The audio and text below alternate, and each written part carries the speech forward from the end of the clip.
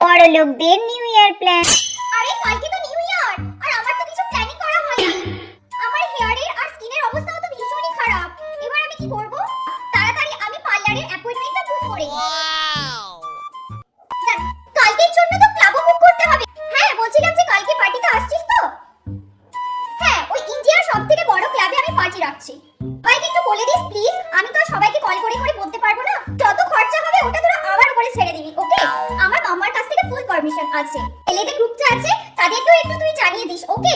আর রোহনকে আমি পার্সোনালি জানিয়ে দেব। আমাদের নিউ ইয়ার প্ল্যান। কালকে তো 1 জানুয়ারি, আর আমার তো কিছু প্ল্যানও করা হয়নি। কালকে কত লোকের কত কিছু প্ল্যান থাকে, আমার বন্ধুগুলোকে কল করে একবার দেখি। হ্যালো, বলছিলাম যে কালকে তো 1 জানুয়ারি, তো তোদের কি প্ল্যান? আরে আমাদের কারোই কোনো প্ল্যান নেই। তোর কি প্ল্যান বল, কোথায় ঘুরতে যাচ্ছিস? এই বছরও মনে হয় আমাকে একই রকম ভাবেই কাটাতে হবে। ধুর।